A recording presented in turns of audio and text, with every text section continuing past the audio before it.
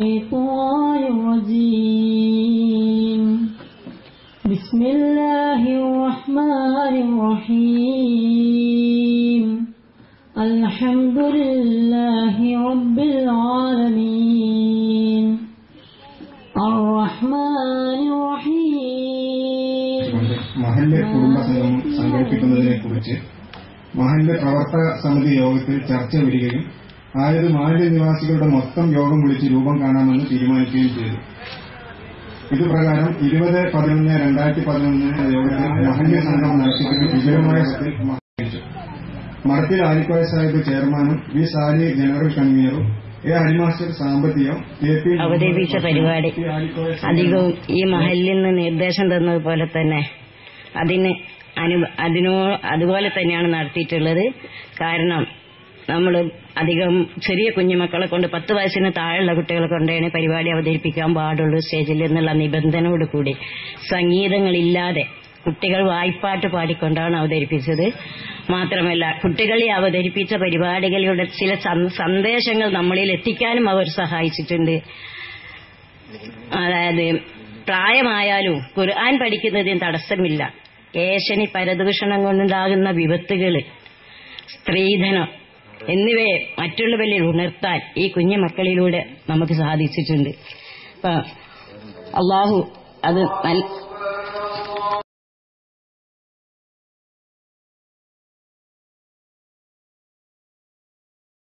അറിയുന്നവരാണോ കൂടെ പാടിയത്? സിയ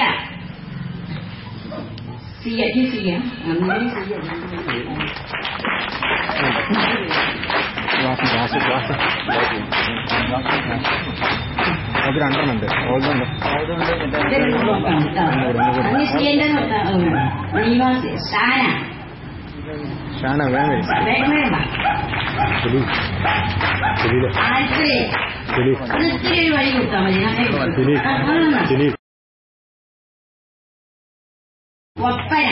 ഒപ്പന അവതരിപ്പിച്ച കുഞ്ഞുമക്കള് ദിനാൻ വലിയ നിന്നോ വരും. ദിനാൻ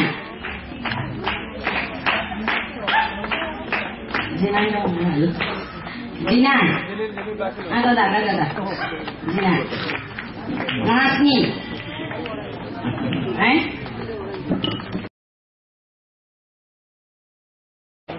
ആരാ ബിസ്നി വന്ന് ബിസ്നിന്റെ അയ്യോ വാങ്ങുന്നേ ബിസ്നിന്റെ കത്തെ ആയിഷ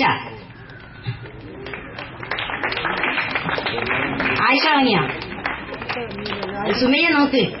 ആയിഷ വാങ്ങിയ നോക്ക്. ആമിന അതും വാങ്ങണം. ഒന്നും വന്നില്ല. മെഹറീൻ പിന്നെ പ്രശസ്ത ചെറുകഥാകൃത്ത് ശ്രീ കേശവദേവന്റെ ഗുസ്തി എന്ന ചെറുകഥ ആധാരമായാണ് എന്റെ കഥാപ്രസംഗം. എന്റെ കഥ തീപ്പുരയിൽ നിന്ന്. അതാ അങ്ങോട്ട് നോക്കൂ, അവിടെ ഒരു ഓലമേലി ചായക്കട കാണുന്നില്ലേ? അതാണ് പപ്പുപ്പിള്ളയുടെ ചായക്കട. പ്രാതലിൽ നാട്ടിൻപുറത്തുകാർ അവിടെയാണ് ഒരുമിച്ച് കൂടാറ്.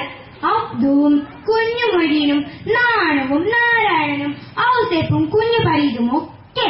പിന്നെ നാട്ടുവിശേഷങ്ങളുടെയും പരദൂഷണങ്ങളുടെയും പൊഴിപ്പൂരമായി നിവർത്തി പിടിച്ച പത്രത്തിലെ വാർത്തകൾ പൊടിപ്പും തൊങ്ങലും വെച്ച് തട്ടിവിടുകയാണ്. പപ്പുപ്പിള്ള നടത്തണ ചായക്കടയിൽ കേറിക്കോ, പപ്പടമേറെ കിട്ടും പുട്ടും കടലക്കറി വേറെ. ഒത്തിരി നേരമിരുന്നു സ്വരയ്ക്കാൻ അവിടെ പലരെത്തും. ഒത്തൊരുമിച്ചവർ കൈമാറും പല നാട്ടുവിശേഷങ്ങൾ.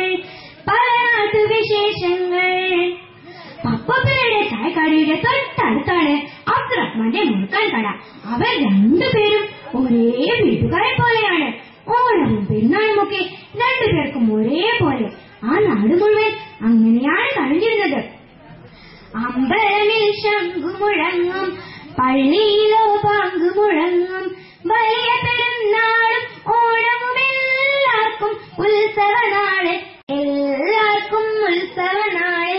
വിശ്വാസ ചന്ദന വരയും നിസ്കാരത്തിന്റെ തഴമ്പും തിരുനെറ്റിയിലൊളി മിന്നുന്നു.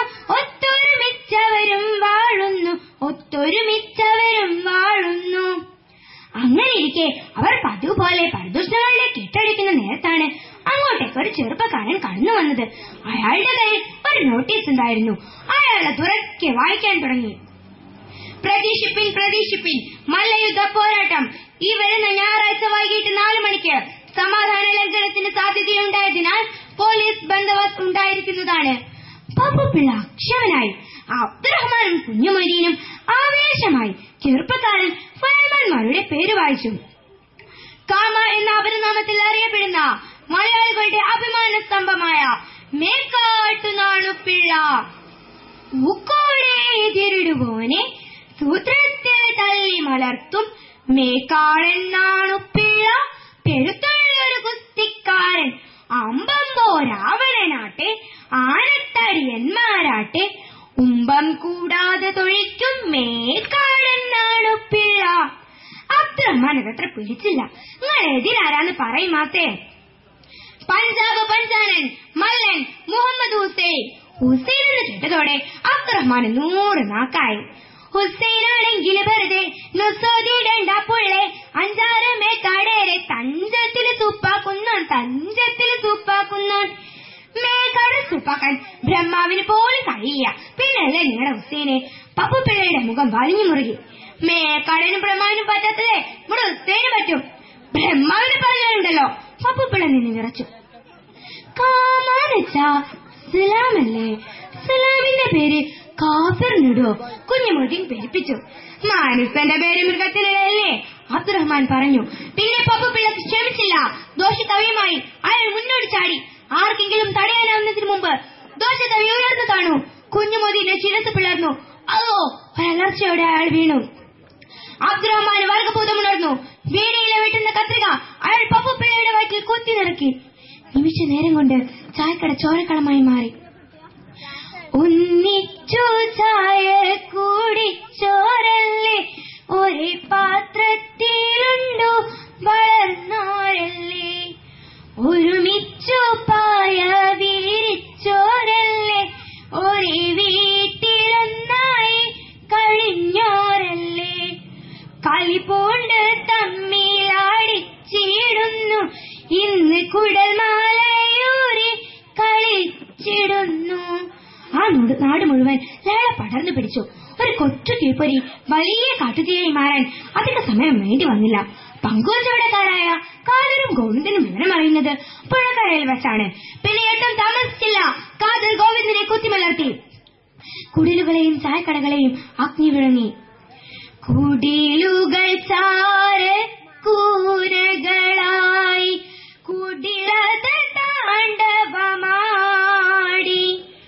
ഉടലുകൾ കുത്തിനുറുക്കി തെരുവുകൾ ചുടുചോര കളമായി,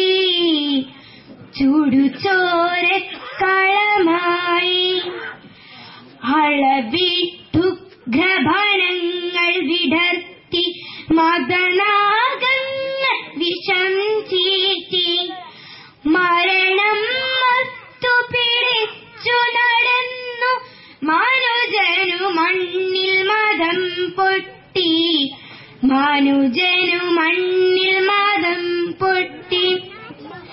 ശാന്തമായി ഒഴുകുന്ന പുഴയിൽ ഒരു കൊച്ചു കള്ളി വിടാൻ മതി ഓളെങ്കിൽ ഇളകാൻ. മതം പൊട്ടി ആനയെ പോലെ കണ്ണിൽ കണ്ടതെല്ലാം ചവിട്ടി മതിച്ച് മതഭ്രാന്തന്മാർ ആ നാട് ചാമ്പലാക്കി. ഉറ്റവരെയും ഉടയവരെയും എല്ലാവർക്കും നഷ്ടമായി. അമ്മയെ കാണാതെ കുഞ്ഞുങ്ങൾ തേങ്ങി, ഉറ്റവരില്ലാതെ ബന്ധുക്കൾ തേങ്ങി, മുറ്റുമേറുട്ടത്ത് ദുശകുനം പോലെ ഒറ്റയിൽ മൂങ്ങ മൂളുന്നു, ഒറ്റയിൽ മൂങ്ങ മൂളുന്നു. ഒടുവിൽ ആ ലഹള എങ്ങനെയെല്ലാമോ അടങ്ങി. അതാ അങ്ങോട്ട് നോക്കൂ, ആ വരുന്നത് അബ്ദുറഹ്മാന്റെ മകൻ മുഹമ്മദും പപ്പുപിള്ളയുടെ മകൻ ഗോപാലനുമല്ലേ. അവർ മുളയും ഓലക്കമ്പുകളും ഉപയോഗിച്ച് ഒരു ചായക്കട ഉയർത്തുകയാണ്. മതസൗഹാർദ്ദത്തിന്റെ മഹനീയ സ്മാരകം. വഴക്കെല്ലാം മറന്നിട്ട് മുഹമ്മദും ഗോപാലനും വഴിവക്കിലൊരു പങ്കുകട തുടങ്ങി. ഉടലുരണ്ടെന്നെങ്കിലും പരസ്പരം അറിഞ്ഞൊറ്റക്കാരളായിട്ട് അവർ ചായക്കട തുടങ്ങി, ഒറ്റക്കാരളായിട്ട് അവർ ചായക്കട തുടങ്ങി. ആ നാട് മുഴുവൻ ഒരു ഉത്സവ ലഹരിയിലാണ്. ഹിന്ദുവും മുസൽമാനും ക്രിസ്ത്യനും കൈകോർത്ത് ആടി കളിക്കുന്നു. അവരുടെ ചുണ്ടുകളിൽ നിന്ന് ഒരിണമുയരുന്നു. നമുക്കും അത് ഏറ്റുപാടാം. മതമൂല്യമൊന്നായുയർത്താം, ഒന്നായി ചേർന്നൊന്നു നീങ്ങാം, ഒരു നിറം ചോരയ്ക്കത് നാം അറിയുക, പൊരുതാതെ കൈകൾ കോർക്കാം, ഒന്നിച്ചു നീങ്ങുക നാം, എന്നും ഒന്നായി ചേരുക നാം, ഒന്നിച്ചു നീങ്ങുക നാം, എന്നും ഒന്നായി ചേരുക നാം, എന്നും ഒന്നായി ചേരുക നാം. ശുക്രൻ. അസ്സലാമു അലൈക്കും.